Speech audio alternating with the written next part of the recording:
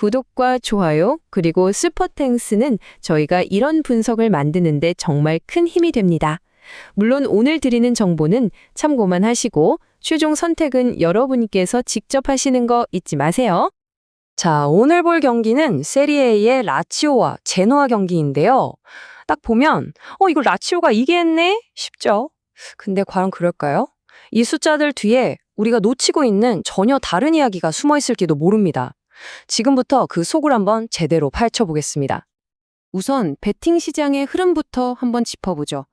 벌써부터 시장은 소위 강팀으로 불리는 라치오에 대해서 고개를 갸웃거리고 있어요. 처음에 해외 시장에서 라치오 승리 배당을 딱 책정했을 때 2.00이었어요. 이 정도면 확실한 우위라고 본 거죠.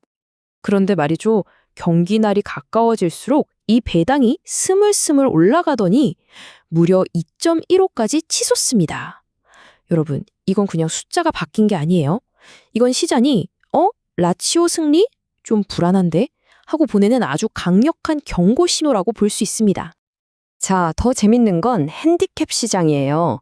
원래 라치오한테 마이너스 0.5, 그러니까 한 골 차 이상으로 이겨야 돈을 딴다는 조건이 붙어 있었거든요. 근데 이게 마이너스 0.25로 내려왔어요. 이게 무슨 뜻이냐면 이겨도 겨우 한 골 차로 이기거나 어쩌면 비길 수도 있겠다 쪽으로 투자자들의 생각이 완전히 쏠리고 있다는 거죠. 압승은 물 건너갔다는 겁니다. 그리고 여기에 방점을 찍는 데이터가 바로 총 득점 배당입니다. 두 팀 합쳐서 2골도 안 날 거다라는 언더에 돈이 몰리면서 배당이 1.77까지 뚝 떨어졌습니다. 한마디로 시장은 이 경기가 정말 지루하고 어쩌면 한 골로 승부가 결정될 아주 빡빡한 경기가 될 거라고 거의 확신하고 있는 거예요. 자, 그럼 이 모든 시장 데이터를 쫙 모아보면 어떤 그림이 그려질까요? 결론은 명확합니다. 라치오의 배당이 오르고 핸디캡이 조정된 건 그냥 우연이 아니라는 거죠. 팀 내부에 뭔가 안 좋은 소식이 있거나 경기력에 대한 비관적인 전망이 이 시장 가격에 고스란히 녹아들어 있는 겁니다. 한마디로 골이 정말 안 나는 힘겨운 경기가 될 거라는 예고편인 셈이죠. 자, 그럼 시장의 이런 불안감이 어디서 오는지 이제 양 팀의 스쿼드를 들여다보면서 그 근원을 찾아보겠습니다. 이건 마치 한쪽은 와르르 무너져 내리고 있고 다른 한쪽은 차근차근 다시 지어 올리는 그런 두 팀의 대결이라고 할 수 있겠네요. 라치오, 지금 상황이 정말 심각합니다. 시스템 자체가 붕괴 직전이에요. 우선 수비의 핵이죠. 로마gnoli가 구단 회장이랑 대판 싸우고 이적 시장에 나온다는 얘기가 돌고 있고요.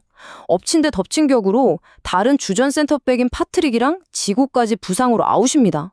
수비 라인이 그냥 구멍이 나버린 거죠. 근데 이게 다가 아니에요.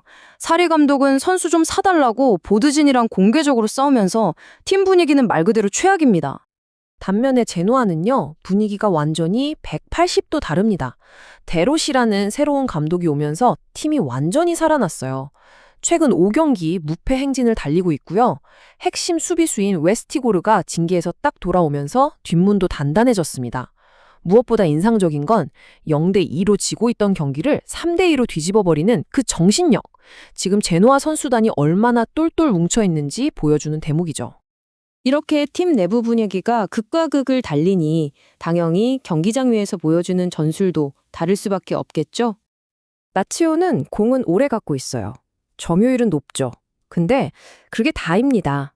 그냥 페널티 박스 바깥에서 빙글빙글 공만 돌릴 뿐 상대 골문을 위협하는 결정적인 장면을 전혀 만들어내지 못하고 있어요.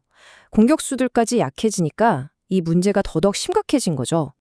근데 제노아는 달라요. 특히 세트피스, 그러니까 코너킥이나 프리킥 같은 상황에서 아주 무서운 팀입니다. 놀랍게도 수비수인 레오 웨스티고르가 이런 세트피스 상황에서만 이번 시즌 벌써 4골이나 터뜨렸어요. 그러니까 제노아의 전략은 아주 명확하고 단순합니다. 킥이 아주 좋은 말리노프스키가 정확하게 공을 올려주면 그걸로 라치오의 약점, 그러니까 제공권 불안을 집요하게 파고들겠다는 거죠. 자, 전술적인 상성뿐만 아니라 이 심리적인 부분도 한번 봐야 하는데요. 이 부분 역시 원정팀인 제노아에게 웃어주고 있습니다. 이게 어쩌면 오늘 경기의 가장 큰 변수가 될 수도 있습니다. 라치오의 가장 열정적인 서포터 그룹 쿠르바누르드가 구단에 항의하는 의미로 대규모 보이콧을 선언했어요. 이게 무슨 말이냐면 라치오 선수들은 홈 경기인데도 불구하고 텅 빈 관중석의 싸늘한 침묵 속에서 뛰어야 한다는 겁니다.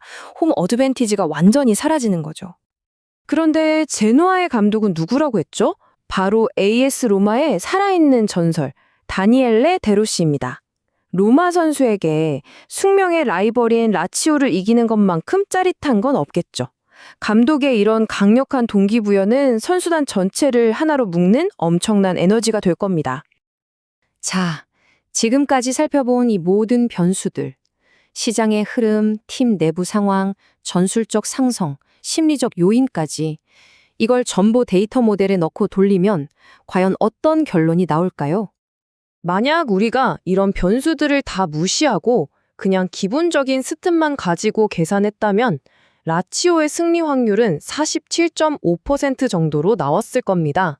아마 대부분의 사람들이 이렇게 예상하고 있겠죠.